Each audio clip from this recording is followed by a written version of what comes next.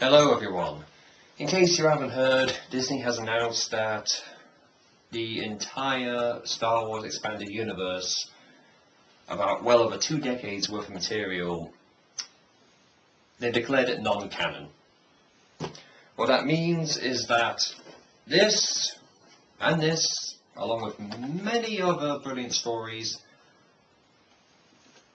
they didn't happen. As far as Star Wars canon, didn't happen. And believe me when I say that is completely, utterly disappointing. Because I think I, like many other die-hard Star Wars fans, wanted to see Grand Admiral Thrawn on the big screen. I mean, the guy is a fantastic character. He's got great charisma, great personality.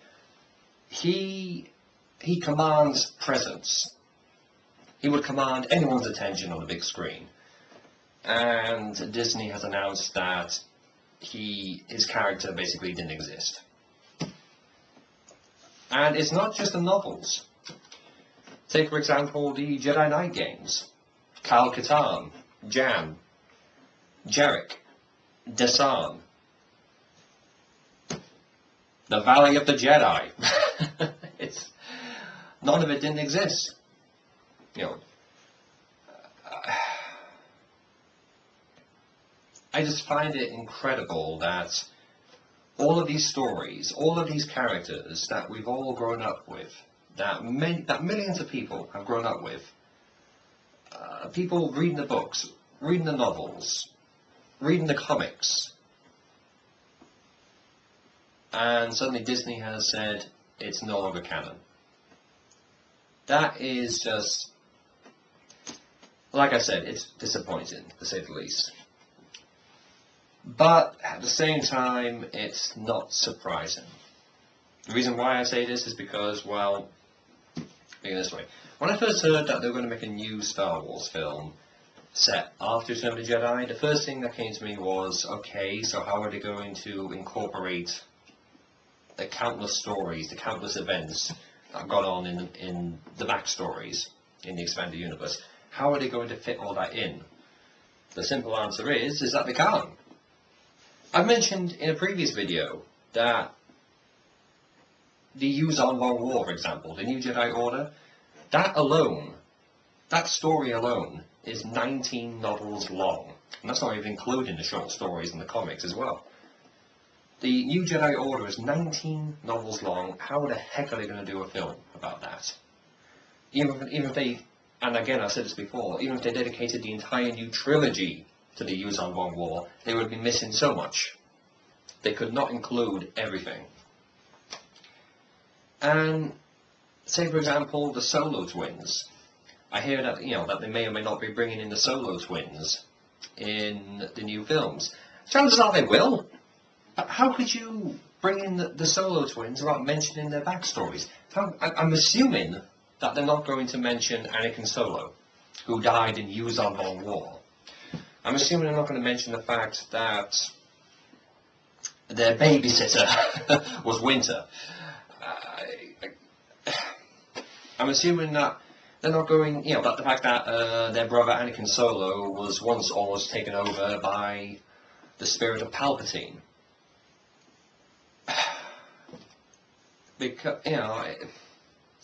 Because thanks to Disney, it's all now declared non-canon. Now, I do understand, because can you imagine being a writer who has to write a film to be faithful to all of this stuff? It would be an impossible task. So the fact that they did this to give the writers creative freedom, I do understand that. I do understand that. I'm not happy about it, but I do understand it. And it's a shame, because it's not just the events set after Return of the Jedi. Say, for example, Revan, Bastila,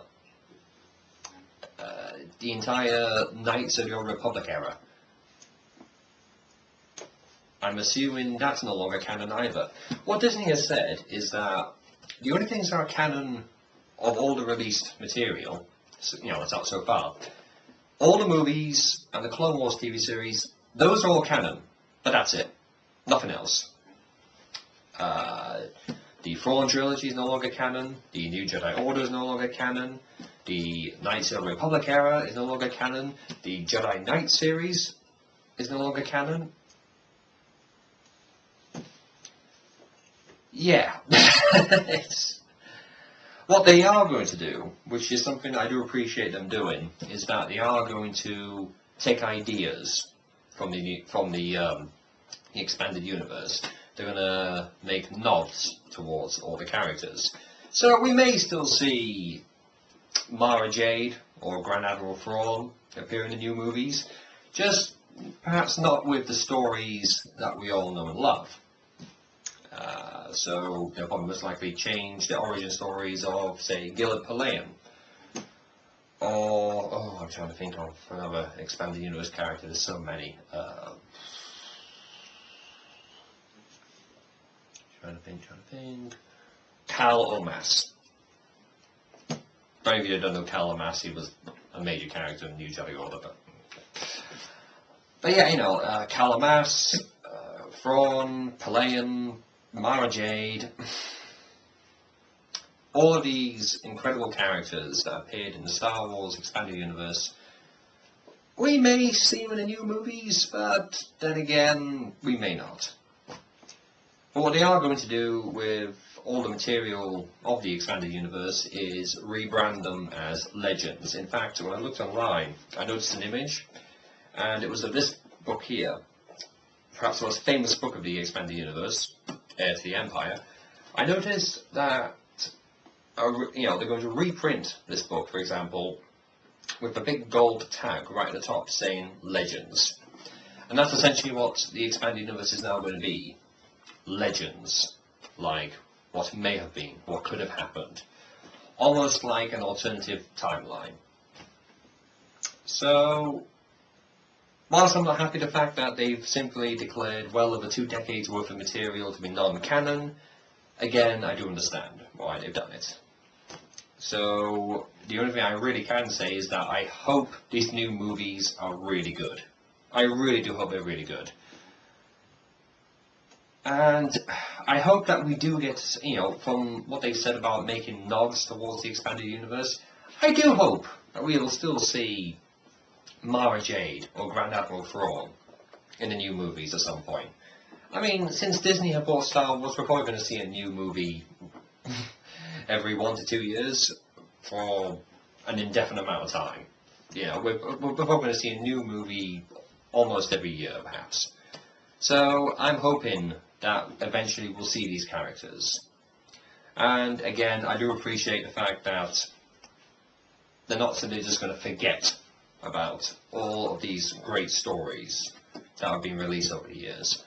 So at least they're legends now, aren't they? Thank you very much for watching. I'll see you next time.